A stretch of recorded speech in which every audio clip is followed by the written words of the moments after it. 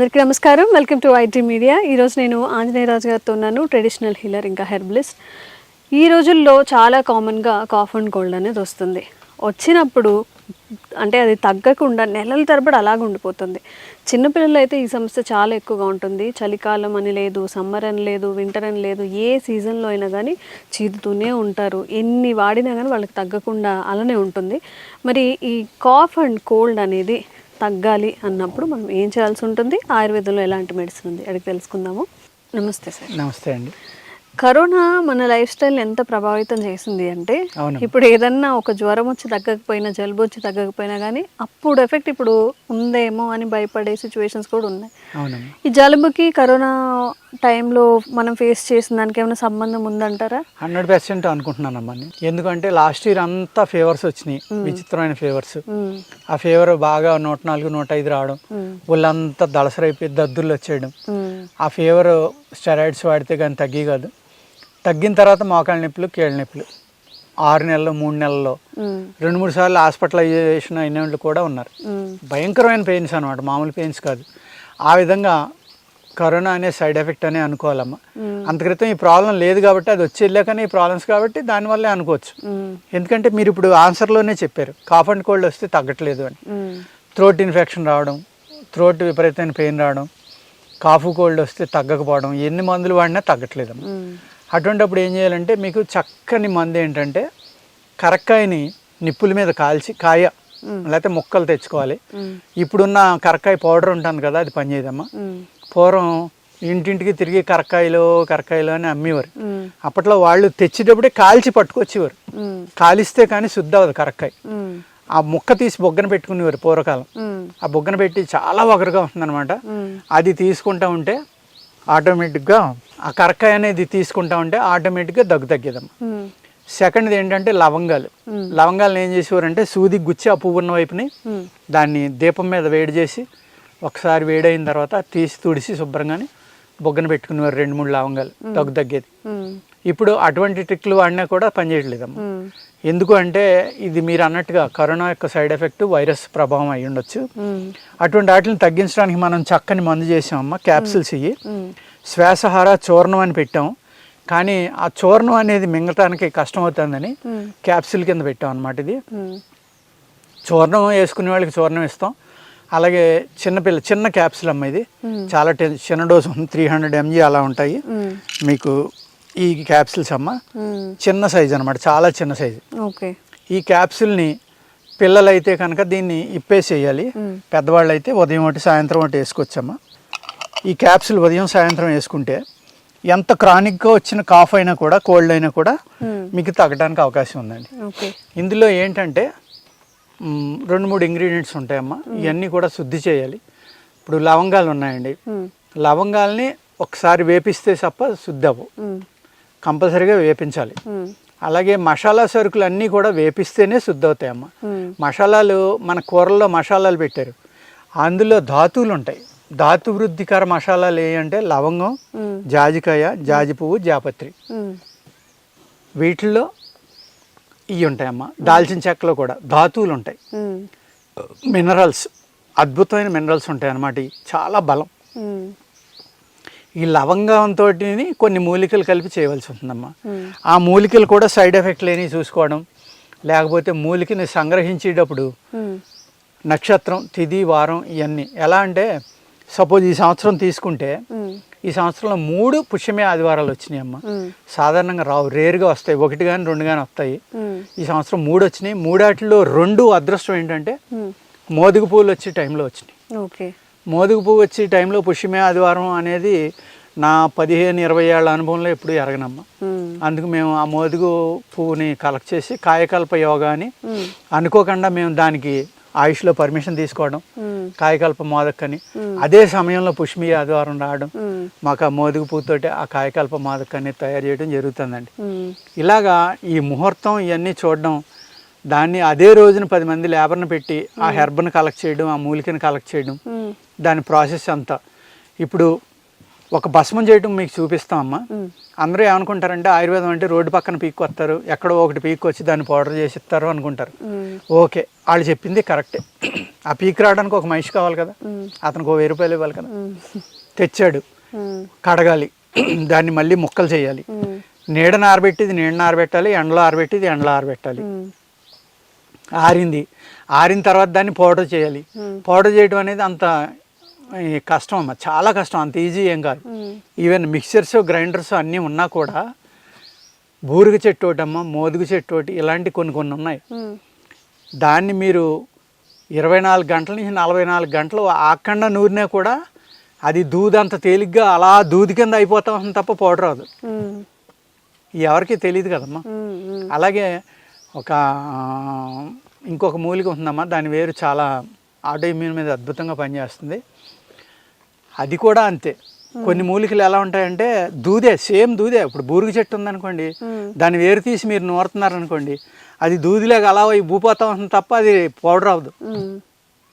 మోదుగు చెట్టు కూడా అంతేనమ్మా. మోదుగు పువ్వు కాడించి, మోదుగు పువ్వుతోటి మేము చేసేది ఎన్నిసార్లు గ్రైండ్ చేస్తామంటే ఇంక అంతా ఇంత కాదనమాట.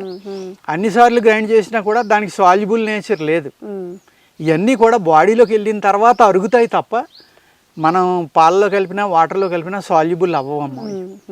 అటువంటి మూలికలు కూడా ఆయుర్వేదంలో ఉంటాయన్నమాట. అవి నూరాలి అంటే చాలా చాలా మ్యాన్ పవర్ కావాలి. ఆ మ్యాన్ పవర్ను వాడి అవన్నీ నూరి వాటిని శుద్ధి చేసి వాటిని మాత్ర కట్టాలా లేకపోతే ట్యాబ్లెట్స్ చేయాలా, మళ్ళీ అది ఎగ్జాక్ట్ కొలతమ్మ.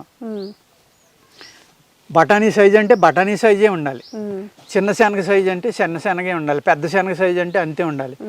ఒక పల్లి గింజ అంత సైజు పెడితే పల్లి గింజ అంత సైజే చేయాలి ఆ మాత్రని. అలాగా స్కిల్డ్ లేబర్ని తీసుకోవాలి, వాళ్ళకి అలవాటు చేయాలి, దగ్గరుండి చేయించాలి. అలాగే నిల్వ చేయటం అనేది పెద్ద ప్రాసెస్. గాజు బాటిల్లో పెట్టాలా, ప్లాస్టిక్ బాటిల్లో. ప్లాస్టిక్ అనేది మేము సాధ్యమైనంత వరకు వాడమమ్మ. ఆల్మోస్ట్ అన్ని గాజు బాటిల్స్లోనే ప్యాక్ చేస్తాం. చూడండి మీ ఎదురుగుండా ఎన్ని ప్రోడక్ట్స్ ఉన్నాయో అన్నీ గ్లాస్ కంటైనర్సే. ఈ గ్లాస్ కంటైనర్ వల్ల ఆ మూలికలో ఉన్న సైడ్ ఎఫెక్ట్ అనేది ఏమి ఉండదు అనమాట.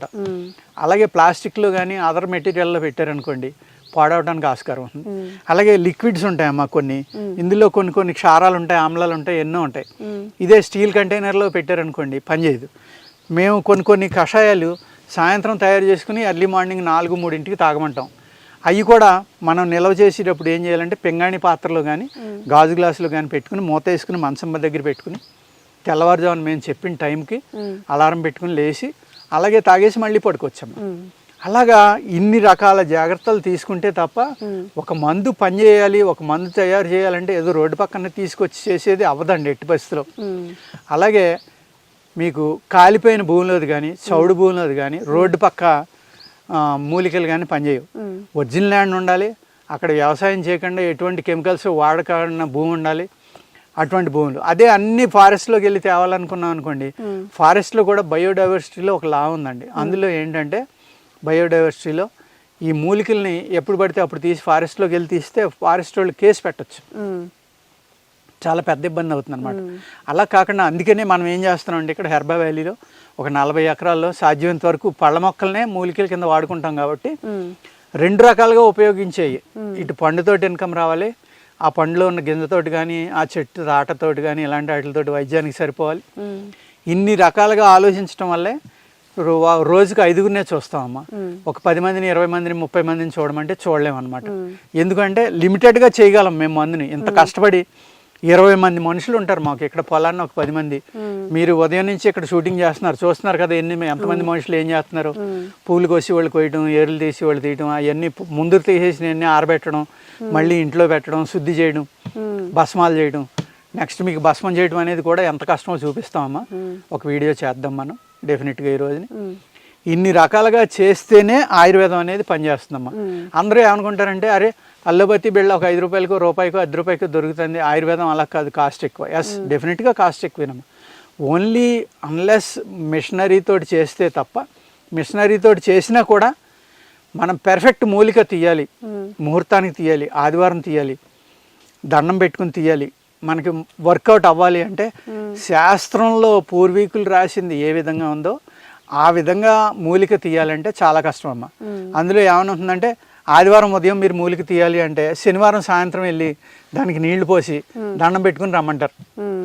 ఆదివారం ఉదయం వెళ్ళి మళ్ళీని దానికి పువ్వులు కుంకుమ ఇవన్నీ పూజ చేసి అగరత్తులు వెలిగించి నీలోని ప్రాణం ఉంది, నాలోని ప్రాణం ఉంది, కానీ భగవంతుడు సృష్టిలో నిన్ను మా వ్యాధికి తగ్గించడానికి నిన్ను మూలికగా పుట్టించాడు కాబట్టి నిన్ను మా స్వార్థం కోసం చంపేస్తున్నాము, దయచేసి కోపం తెచ్చుకోకుండా మాకు సహాయం చేసి నీలో ఉన్న అమృతాన్ని మాకు ఇచ్చి మా జబ్బును తగ్గించని దండం పెట్టి మూలిక తీయాలమ్మా. అలా తీస్తేనే మూలిక పనిచేస్తుంది. అలా తీయాలి అంటే ఎలా సాధ్యమవుతుంది? ఇప్పుడు ఇక్కడ ఏదో ఒక 30, 40, 100, 200 ఉంటాయి, అది కూడా బల్క్ తీయడానికి పనిచేయదు. అటువంటిప్పుడు ఎక్కడైతే నమ్మకస్తులు ఉన్నారో, ఎక్కడైతే లూధియానా నుంచి తెప్పిందనమ్మా, అక్కడ వాళ్ళ వంశం అంతా కూడా 5-6 తరాలు, ఇప్పుడు ఈ మధ్యకాలంలో ఉన్న వాళ్ళు అందరూ 3 తరాల వాళ్ళు ఉన్నారు, అందరూ ఎండి ఆయుర్వేద వాళ్ళు ఓన్లీ మూలికలే అమ్ముతారు, వైద్యం చేయరు. భస్మాలు మూలికలు చాలా చక్కగా ఉంటాయమ్మా. మూలికను కూడా తేగానే మనం అలవాటు అయిపోతే ఏమవుతుందంటే అది పాత మూలిక కొత్తదా, అందులో స్ట్రెంగ్త్ ఉందా లేదో తెలిసిపోతుంది. ఆయుర్వేదం స్లోగా పనిచేస్తుందని అంటారు కొంతమంది. ఎందుకు అంటే కారణం ఇదమ్మా, మూలిక తీసిన తర్వాత 9 నెలల లోపల వాడుకోవాలి. పౌడర్ చేస్తే 4 నుంచి 6 నెలల వరకునే అందులో శక్తి ఉంటుంది. అది 3 ఏళ్ళ తర్వాత తిన్నా కూడా మీకు ఎంతో కొంత వర్క్ చేస్తుంది తప్ప మన కెమికల్ డ్రగ్స్ లాగా రియాక్షన్ రావడం, ఇబ్బంది రావడం ఆయుర్వేదంలో సాధారణంగా జరగదమ్మా. పనిచేయదు మందు, మీరు ఊరికే ఏదో తిన్నట్టు అంతే. అందుకు స్లోగా పనిచేస్తుంది. ఇప్పుడు శాస్త్రంలో రాసి ఉన్న పద్ధతిలో నేను అన్నట్టుగా కనుక మీరు హెర్బ్ తీసి అందులో రాసి ఉన్న సిస్టంలో ఒక మందు తయారు చేసి ఇవ్వండి, చాలా ఫాస్ట్గా పనిచేస్తుంది ఆయుర్వేదంలో. అందుకే ఫలితం రాకపోవడం వల్ల ఆయుర్వేదంలో అన్నీ తగ్గవు, స్లో అవుతుంది. ఇలాగ దాన్ని అసరాగా చేసుకుని బ్రిటిషర్స్ ఒక వైస్రాయ్ని అపాయింట్ చేసి ఆయుర్వేద అనేదాన్ని నిర్మూలించడానికి అతను ఎంతో వర్క్ చేసి భస్మాలు వాడతారు, కిడ్నీలు పోతాయి, ఆయుర్వేదాలు వాడకూడదు, ఆయుర్వేద తింటే కిడ్నీలు పోతాయి, లివర్ పోతుంది అనేది ప్రాచుర్యం చేసి అందరినీ భయపెట్టి ఏదైతే మన అద్భుతమైన ఆల్టర్నేటివ్ మెడిసిన్ ఆయుర్వేద, సిద్ధ, యునాని ఇలాంటివి ఉన్నాయో, హోమియో, వాటి నుంచి బయటికి తీసుకొచ్చారు. అదండి. సో ఇమ్యూనిటీ తక్కువగా ఉండడం వల్ల వచ్చే ఈ జలుబు, దగ్గుల నుంచి మీరు కూడా బయటపడాలి అనుకున్నప్పుడు, మరే ఇతర డిసీజెస్ నుంచి మీరు బాధపడుతున్నా కానీ స్క్రీన్ మీద కనిపించే నెంబర్స్కి ఎంక్వైరీ చేసి కేస్ షీట్ రాసుకొని రాజుగారితో అయినా లేకపోతే వాళ్ళ స్టాఫ్తో అయినా మాట్లాడి మీ డిసీజ్కి మెడిసిన్ అయితే తీసుకోవచ్చు. Thank you so much. నమస్తే అండి. And for more videos, Please subscribe to iDream. Please subscribe to iDream. Please subscribe iDream. And please subscribe to iDream. For more videos, subscribe to iDream. please like, share and subscribe to the channel. Congratulations, iDream. Subscribe to iDream. Subscribe to iDream. So subscribe to iDream Media. iDream ki iDream team andarki huge congratulations. Please subscribe iDream Media. Please subscribe to iDream. Subscribe iDream. Please subscribe to iDream. iDream అంటే నా కళల ఛానల్ను subscribe చేసుకున్న నోరు తిరుగుతలేదు, మీరైతే గంట గుర్తు కొట్టండి. For more such videos, please subscribe to iDream. Subscribe to iDream. Please subscribe to iDream. Please subscribe iDream Media. Please do subscribe to iDream. Please subscribe to iDream Media. For best entertainment and information, please subscribe iDream. And don't forget to subscribe to iDream.